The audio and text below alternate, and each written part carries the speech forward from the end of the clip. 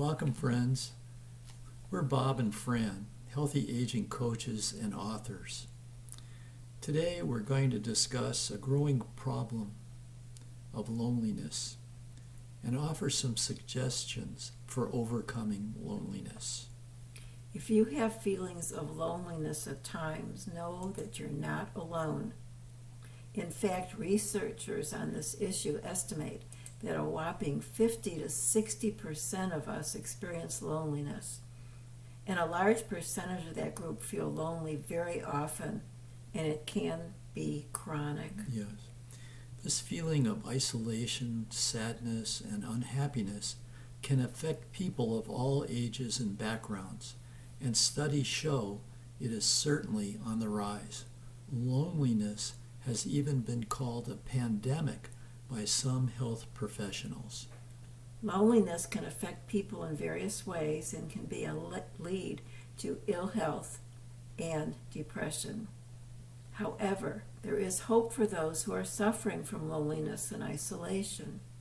We're not medical professionals, but we spend considerable time researching strategies to improve and even overcome this condition. Acting on these requires courage and taking some risks, but it can be very well worth it.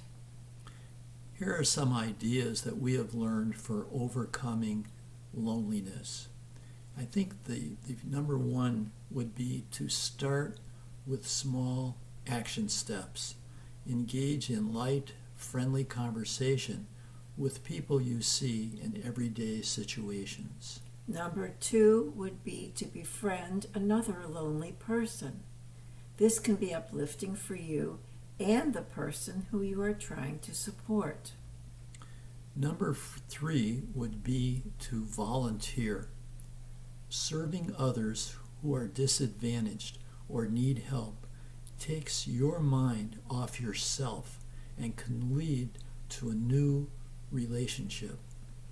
Number 4, explore a faith community. This can be a source for new friendships and also provide spiritual happiness.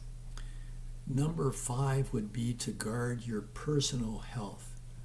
Eating nutritiously, like reducing meat, dairy, and processed foods in your diet, along with exercising daily, like joining a gym or a walking club or a fitness class or something similar that's a health-oriented activity to improve your health and to meet new people as well.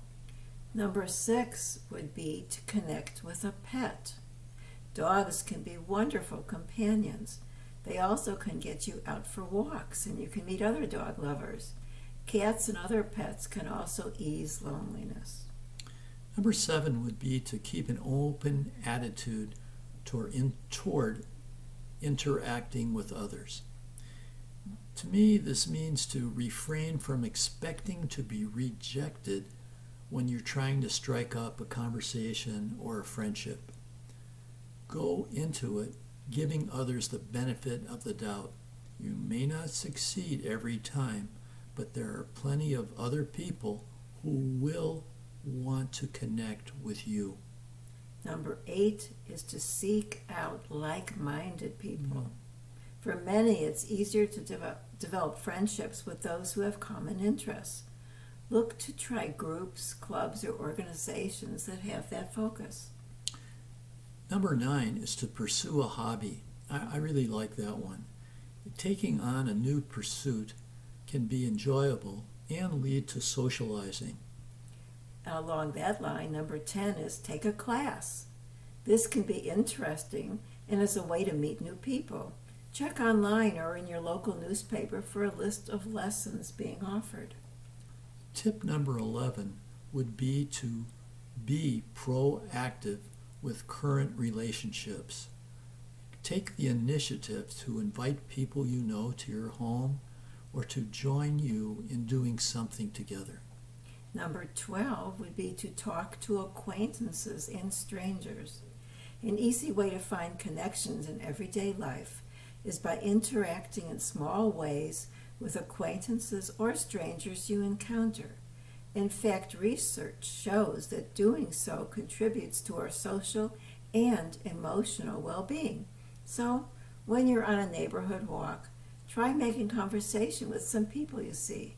These casual little encounters can make you feel good. Number 13 is to make time for relationships. Make a concerted effort to balance your activities to include getting together with others, preferably in person or at least with a Zoom call or something similar over the internet. Number 14, be aware of your feelings. Do an occasional self-evaluation to determine if you are now open to meeting and connecting with others. Number 15 is to meditate daily. Use meditation techniques to help free you from thoughts of your past or worrying about the future. These may hold you back from engaging with others. Also, it's a good idea during this quiet time to focus on all for which you are grateful. Number 16, share your feelings. If you trust someone you know, it can be meaningful to talk with that respected person and tell them about your feelings of loneliness. Sometimes simply talking things out can be helpful, and good ideas can be generated to better handle loneliness issues. Number 17 is sort of a controversial one. It's about social media. Is it good or not?